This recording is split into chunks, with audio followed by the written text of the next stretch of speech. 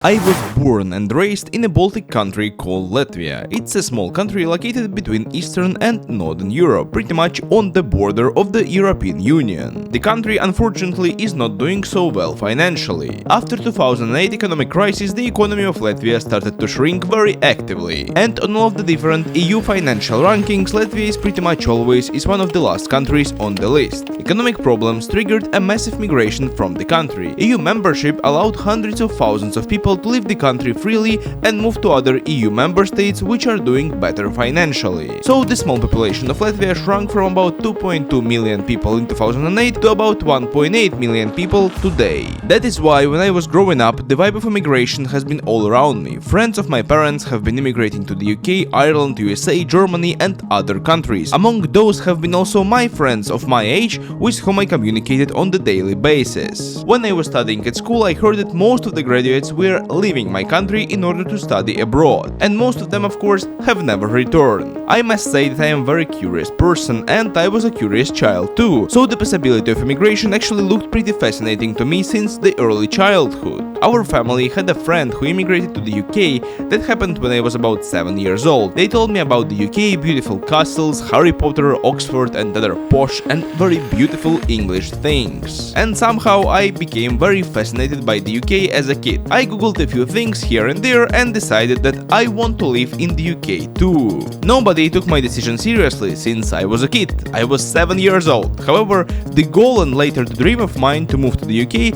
have stuck, and I had it in my mind for years when I was growing older. Of course, I didn't know much about the reality of life in the UK and that not all of the places there looked like Hogwarts. However, I very much loved to learn English language in school and learn about the English culture on the internet and by reading books. So when I was 15, I decided that I want to attend British University after graduating from school. I told that to my parents and we decided to visit one of the educational agencies in our country which offered consulting services regarding studies in the UK. The agency offered us plenty of information on the possibilities to study in British universities, as well as offered an opportunity to attend English school for the A-levels, which is an equivalent of high school in the UK. I was not ready for such turn of events, however expressed interest in giving it a try. My family are not millionaires, so those haven't been private elite British schools, but just normal free-for-all state schools with dormitory, so only the dormitory had to be paid for. I was choosing between numerous schools, but I do remember two of them.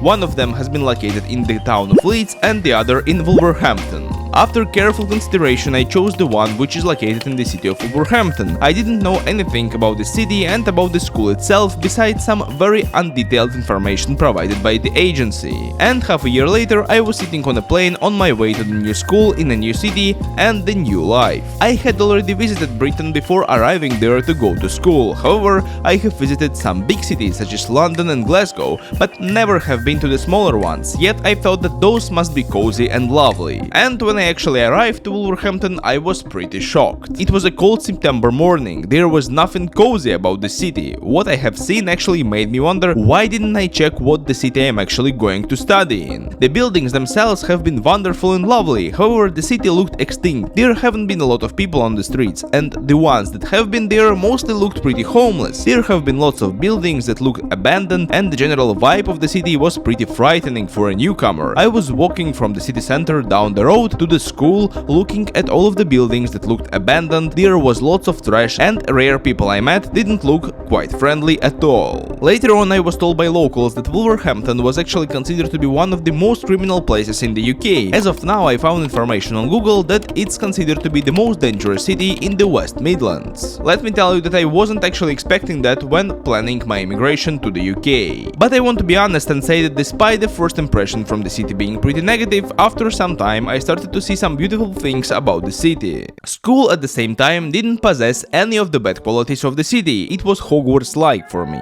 A beautiful historical building made from red bricks with a clock tower. It was nothing like the schools which I attended in my country, which were located mostly in the Soviet-era buildings. Besides the school building itself, there was a dormitory where I lived, a canteen, a football field, a swimming pool and the chapel. All of these buildings have been freshly renovated yet had their historical charm preserved, so I was quite quite shocked that all of these are actually free for anyone to attend, and was very happy that I got the experience that. As to the study process itself, it was great. All of the subjects I was learning have been taught on much more in-depth level than I got to learn those in my country. Math, for example, was looking very advanced for me. Despite the fact that I was getting pretty good grades back at home, I was spending hours doing homework and yet sometimes wasn't able to solve it all. Other subjects such as computer science also have been pretty interesting and at the same time complex. We were learning modern programming languages and we are actually taught to do things which could be applied in real life. I remember that one of the graded projects was to create a video game using Python programming language.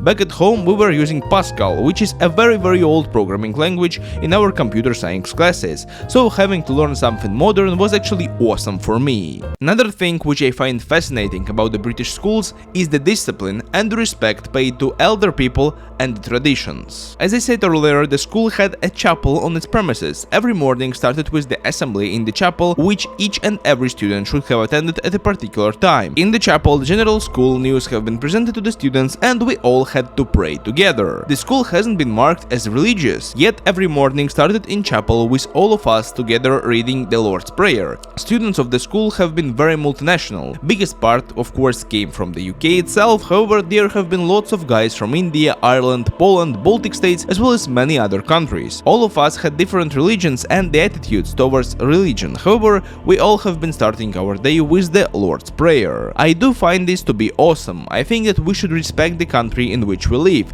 so I was very happy to pay the respect by having a prayer with other kids. I do think that this says a lot about the British ability to preserve their culture, and I do very much respect that. One more thing which tells a lot about the preservation of British culture is the Day of Remembrance of the victims of the First World War. It's on November 11th. I remember that it was a very rainy day and all of us students had to stand near the school in our uniforms since we haven't been allowed to wear jackets for about half an hour, waiting for the 2 minutes of silence to happen at 11 AM. Despite the experience being very cold physically since it was raining, I felt a huge appreciation for the Brits for preserving their culture and doing everything so the young generation of kids would also remember those who fought for Britain and died in battles. Besides the traditions, everyone was respecting teachers there. Teachers could have been strict or even angry, yet no one was allowed to argue with them. Back in my country, unfortunately, the respect for the profession of a teacher is slowly dying. Kids are allowed to disrespect those, since there are not a lot of legal mechanisms which are protecting the teachers nowadays. In the UK, it was not the case. Teachers have been highly respected. I still remember going down the hall, seeing the headmaster of the school and feeling nervous, since he could have provided me with some comments on how my uniform looks like or that I am walking way too fast or way too slow, and I think that this is a great thing. That is discipline, which must be taught since the childhood for the kids to grow out properly and become a good and smart addition to the society. Last but not least is the uniform. We all had to wear uniform at any day, at any time. Moreover, we haven't been allowed to wear our coats when inside of the school buildings, even when it was freezing cold in there. If teachers seen us wearing something besides our uniform, they immediately told us that we are not allowed to do so. And even though this might sound like a useless tradition, I think that this adds to the generational traditionalism of English schools and the discipline for children. Talking about the traditions and discipline, the dormitorium was a place where a lot of great things happened. As to the place where I was living, the dorm room was fairly good. It had no excesses, just a bed, window, table and a closet, nothing more. In general, the dormitories where the boys lived looked exactly how I imagined it and how it looks like in the movies, just lots and lots of small rooms as well as shared toilets and showers. In dormitories we had every minute of our day devoted to something. We pretty much never had time to just do nothing for a long period of time. We had to go to bed at the set time, we had to wake up at the set time, we had to be ready for school, eat breakfast, dinner and supper at a set time. After the school we had time scheduled for the homework and we didn't have an opportunity not to do our homework at that time. We had time scheduled for having fun, playing football and scheduled free time, which was a few hours per day. Besides that, we had to hand in our phones and other gadgets every day at a certain time before going to bed, so we didn't have a possibility to sit in those instead of sleeping. So pretty much at every point you have been running somewhere, doing something productive and sometimes enjoying your 2 hours of free time, which is not actually that enjoyable since you have it scheduled. And all of this is happening in a community of teenagers, so you actually never feel alone. At the beginning it was very much uncomfortable for me since I didn't have any free time, however, I think that it was making me very disciplined, which is good. However, I have to say that when there are 50 teenagers teenagers living together in the same house 24/7, they always find the time for trouble. So the spying being controlled all of the time and having very limited free time, something crazy and funny was always going on. I remember that once when one of the boys went to the city, others removed literally all of the furniture and belongings from his room and moved those to the other room. He literally came to an empty room. I have to say that it was very funny. However, when something similar was happening to me, it wasn't funny at all, of course. Now I remember all of these stories with a smile on my face, but back then some of those have been pretty disturbing. Just imagine living in a community of teenagers who are always trying to do something nasty to one another. However, I have to say that this is a pretty traditional dormitory experience as far as I understand it, and I am very happy that I had to experience it, since now I have lots of stories to remember. I can say that the experience of living in the UK, studying there and experiencing the traditional British things was quite nice and good for me. I enjoyed the school, the dormitory and even the city I was living in. Despite being pretty scared of it in the first place, after some time I got to like the city. It was beautiful in its own way and I even miss it sometimes now. However, my British journey wasn't long enough due to my health problems and I had to return to my home country where I started to attend the university and am currently living in. Yet I will never forget the life experience I get in the small city of Wolverhampton and Britain in general. Nowadays there are lots of negative news about the Britain online. People are saying that it's declining and it's better to move away from there. However, I do think that Brits are a great nation